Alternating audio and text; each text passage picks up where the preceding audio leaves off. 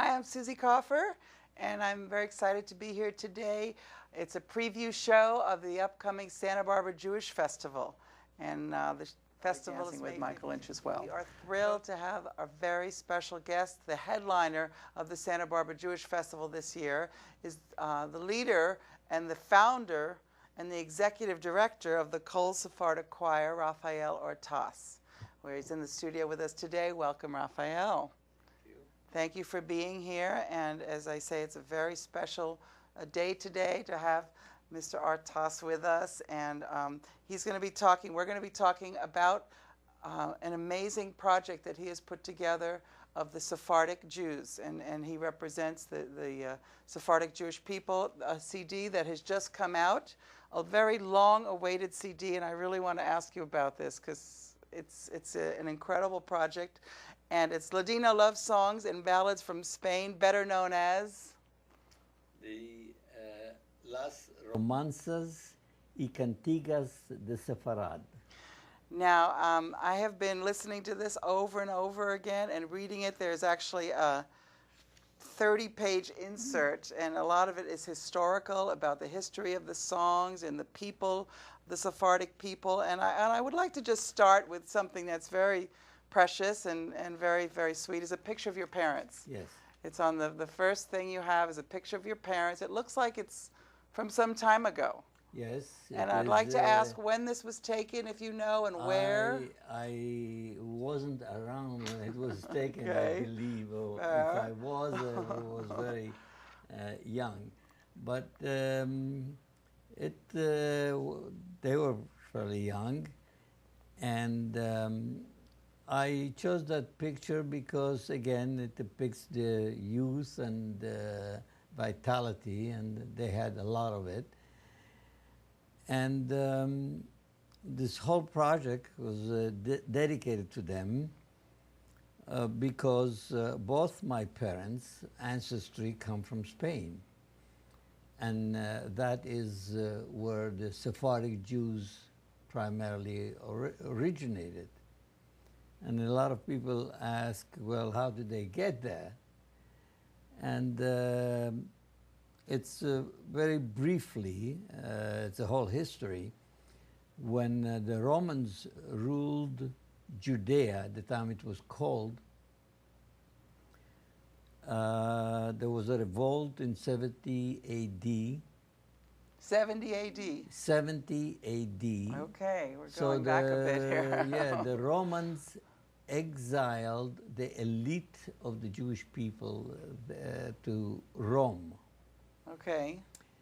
And it was a custom at the time, so because the elite usually were the danger to, again, to revolt against the rulers. And from Rome, there was a split in that community after they established themselves in Rome. Rome continued their conquest going towards Europe and to Germany. One column went to Germany. In Hebrew, Germany is Ashkenaz. Okay, the Ashkenazi Jews. And that's how the term Ashkenazi Jews came about. I see. Another column went towards Spain. Okay. And Spain in Hebrew is Sepharad. That's where the term Sephardim came about. Okay. But we also know that there was already a community in Spain, or especially in the island of Majorca, from the time of King Solomon. Wow.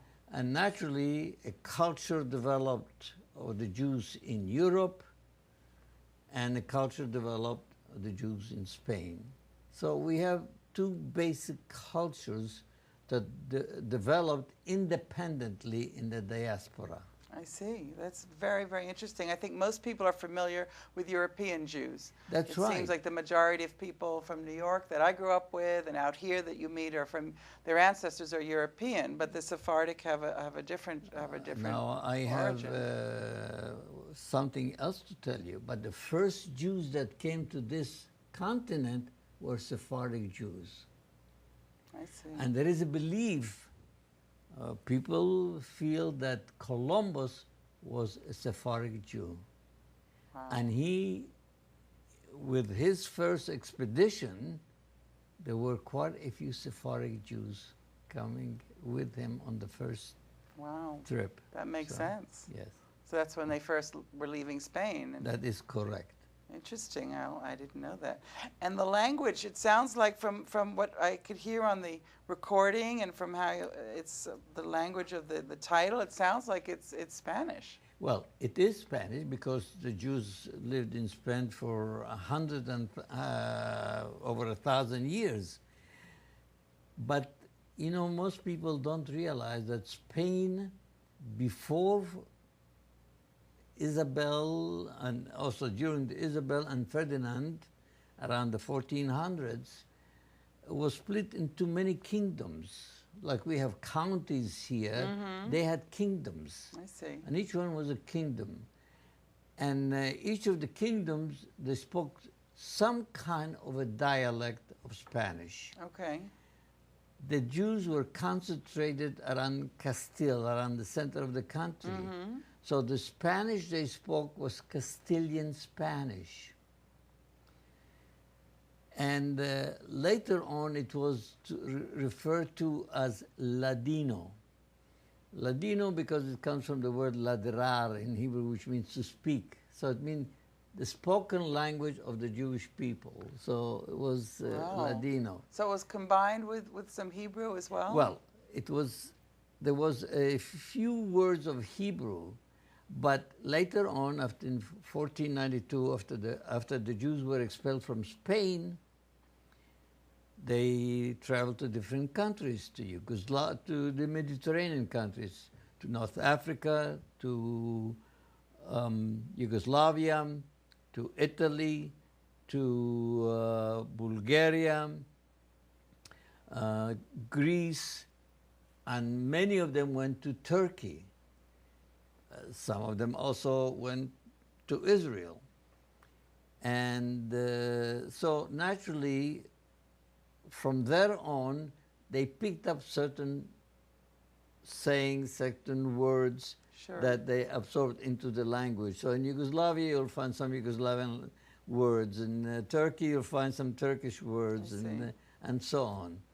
But basically, it's Castilian Spanish. Okay. Most of these songs that are on this CD are sung in Ladino, is that right? Yes, yes. Okay. They are in Ladino, which is Castilian Spanish. And